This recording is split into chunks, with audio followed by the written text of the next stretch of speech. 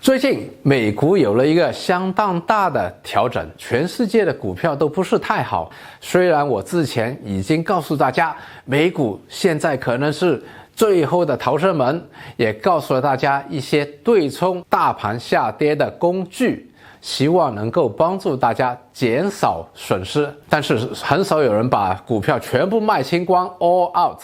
如果这样做的话，也不是最好的啊。所以呢，如果你有持有股票的话，最近跌下去了，给套住了，账面上有损失了，也是在所难免的。大家好，我是奇爸爸张志云，在这个频道里，我会经常分享我投资了30年的经验和心得，希望大家可以少走弯路，少输冤枉钱，把自己的投资回报提升。所以你还没有订阅的话，请马上订阅并打开旁边的小铃铛，那你就会第一时间收到我的视频上载的通知了。我个人呢不是太介意，因为股价的波动使到我短暂的在股票市场里面账面上输了钱，但是我们回看整个统计的话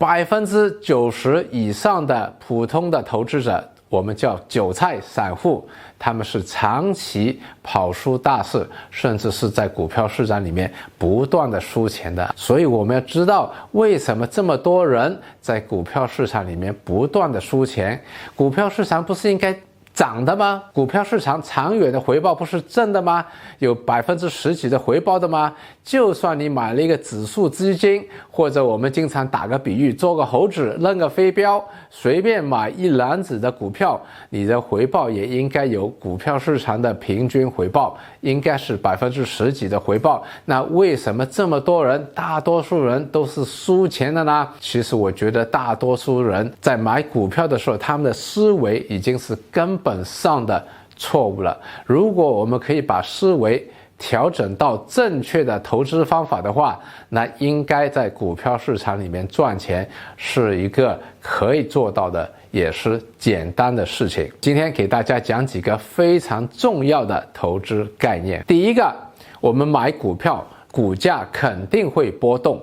这就是投资风险之一。我们买股票的时候，我们希望回报高一点的话，高回报背后一定有高风险，而这个风险就是股价的波动。如果我们什么的风险都不要，那只能够把钱存在银行里。当然，你把钱存在银行里，每年肯定会输给通胀。在今天通胀越来越厉害，把钱放在银行里是一定会输，而且是输的越来越多的啊。低风险一定会给我们低回报，如果我们要高一点回报的话，一定要接受背后的高风险。在这里我强调一下，高回报背后一定是高风险，但是高风险不一定给我们高回报。千万不要以为，哎呀，那我要高点回报，我就去买一点非常风险大的投资啦。因为高风险不一定给你高回报，只要有傻瓜去买，市场就不需要用高回报来 reward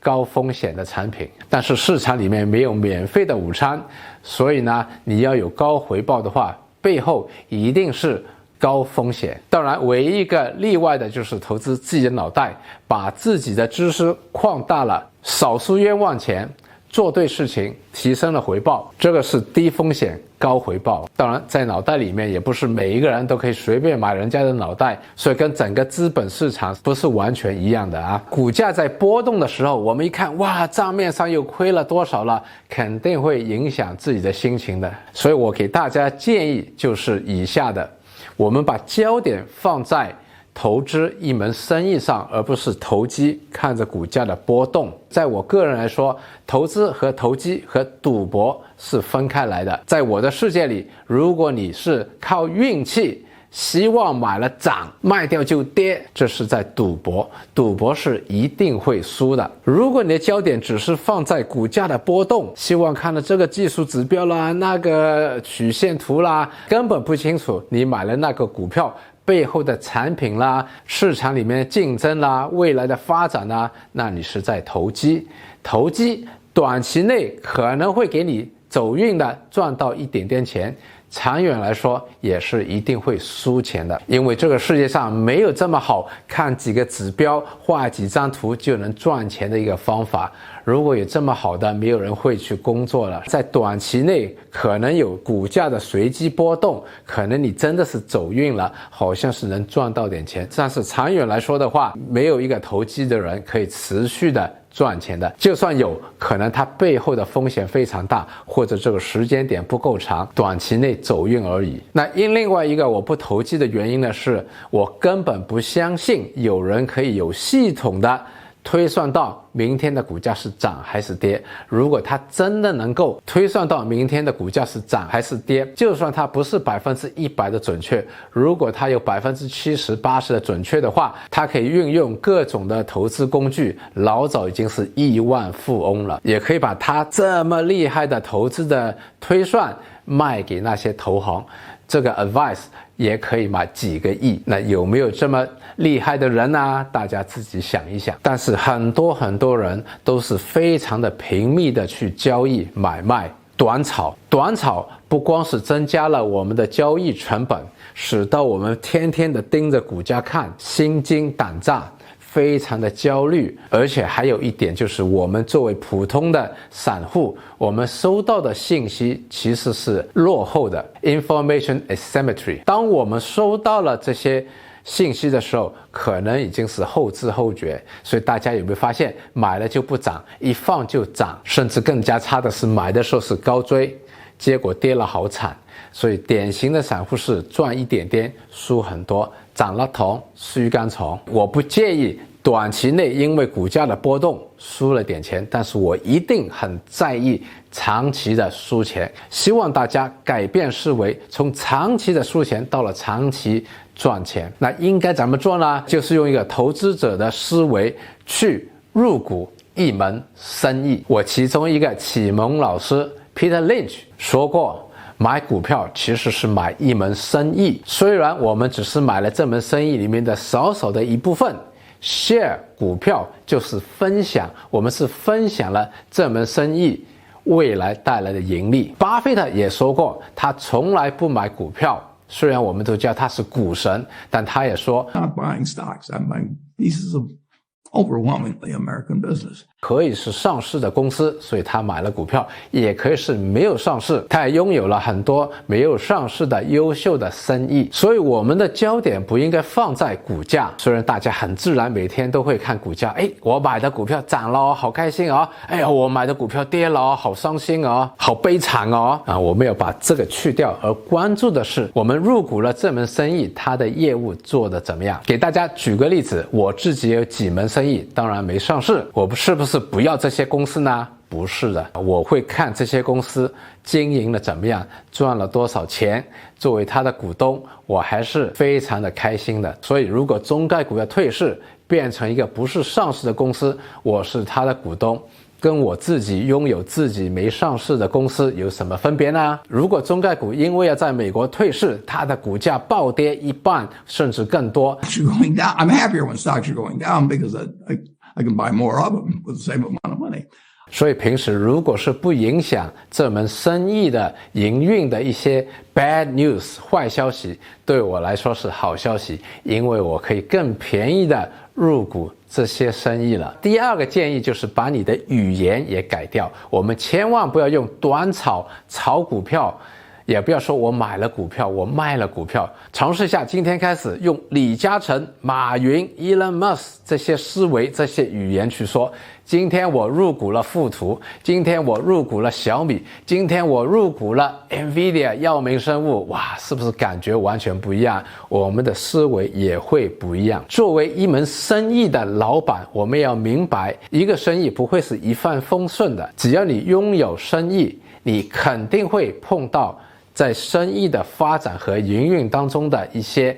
麻烦忧虑。市场会改变，竞争会出现，监管部门会随时来找你，或者你的拍档大老板，这些都是正常的。如果你作为一门生意的老板来看这些生意的话，碰到以上的所有问题都是正常的。一些投机者突然之间因为这些 news 这些坏消息忧虑了，抛售了，把股价跌下来了，那你用我刚才那种想法的话，你就会处之泰然。他们不要的股票，你可以廉价的买下来。第三个建议呢，就是你要 have fun， 在买股票当中取得乐趣，而且你要享受学习。很多人一开始可能没有做老板的思维，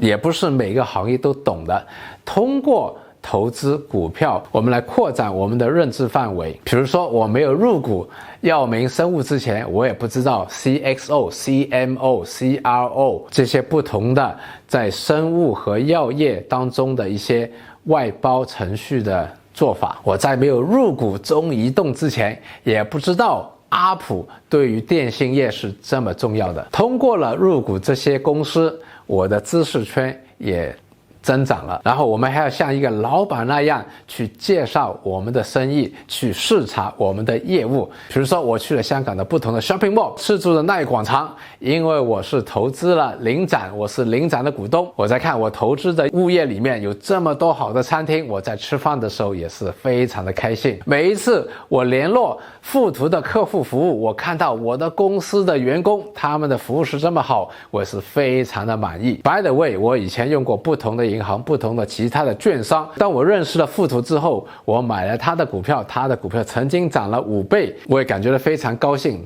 套现了一点点。结果他的股票跌了超过 80%， 因为我有用他的服务，我对他有信心，所以我也趁着低位又买了很多更多的。我也很自豪的把富途的服务介绍给人家，因为这个是我入股的公司啊，虽然只是一点点很少的股份，但是大家也可以说这是我入股的股份。如果你还没有在富途开过账户的话，可以在下面的描述栏找到不同国家的连接，我帮大家争取了额外的一些好处。当然，利益申报除了我是富途的股东之外，富途也会给我一点点的赞助费，而这些赞助费呢，我个人是1分钱都不会拿的。我会把所有收到的赞助费拿来拍摄更好的 YouTube 视频，拿来发展我们的团队。你的支持和帮助也是鼓励我们拍更有价值的视频回归大家。总结今天想分享给大家的，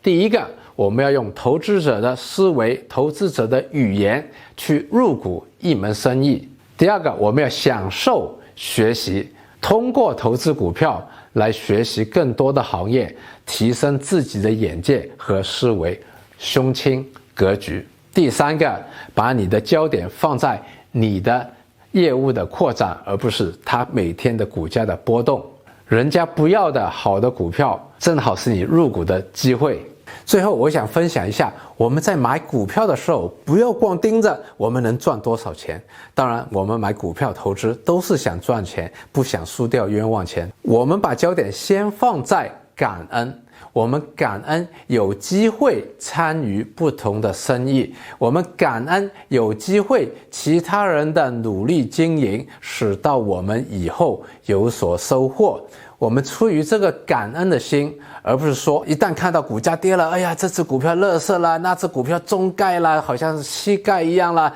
这样出于这个诅咒的心态情绪。因为出于诅咒的心态和情绪的话，为什么雷军要让我们赚钱？为什么 Elon Musk 要让我们赚钱？对不对？人家